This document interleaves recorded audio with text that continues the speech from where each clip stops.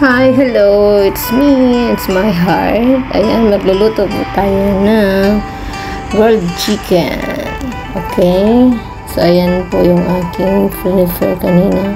Magluto na po tayo nitong grilled chicken. So, ayan, meron na po tayong whole chicken na marinate na rin ng sibuyas, bawang at spices. So, ganyan ko po yung ginawa kanina. At inilagay na natin yan sa ihawan. So, ganyan po, medyo i-flat po natin siya. Ayan, nakapag-ready na rin po ako ng baga at uling dyan. So, inilagay na lang po natin yung dalawang chicken dyan sa apple. So, ganyan po. Ayan, medyo kusok-kusokin natin yan para pumasok sa loob ng lasa at madali na siyang maluto. Ganyan. So, ganyan po. Hiniwan na po natin yan sa gitna para talagang madali siyang maihaw. Ganyan po, kabilaan. So, ganyan. At meron na pa ako naluto na din na isa. Ayan. So, ganyan po siya. Parang nakadapa po. Pero, madali siyang maluto kapag ganyan. Maganda yung pagkaka-flat niya. So, ganyan. Malambot na po yan. At luto na. Sobrang bango at ang sarap na niya kainin. Oh, kita nyo naman yung balat niya talaga. As in, ano na siya. Luto na. So, nag-prepare na rin po ako ng isa pa dyan, ganito siya kapag hilaw pa. Ganito na kapag luto na.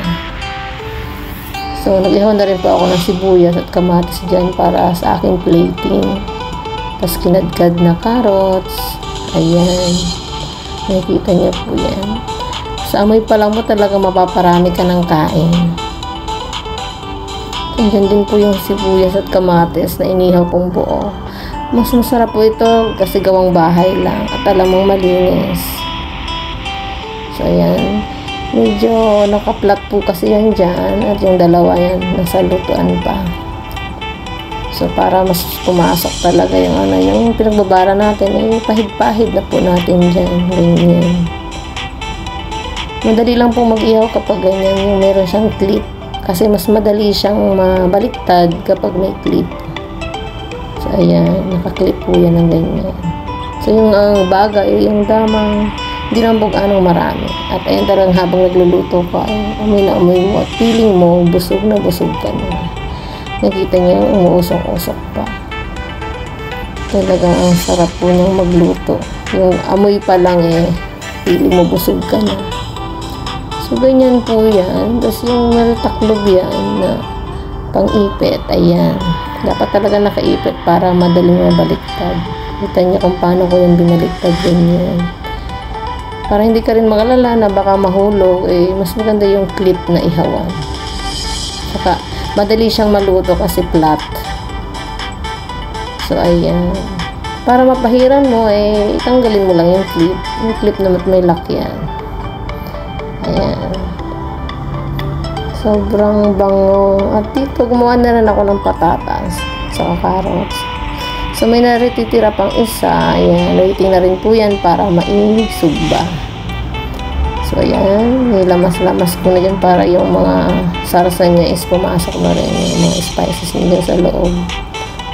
So, habang ginigisa-gisa ko tong carrots, to make the ihaw-ihaw shorts. At ayan na po yung aking nagawa ng grilled chicken with herbs. Marami po kasing spices yan.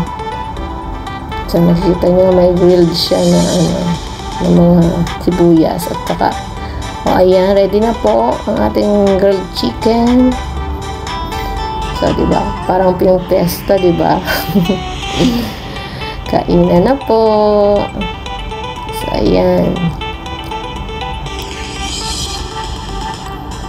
Nakita nyo yan.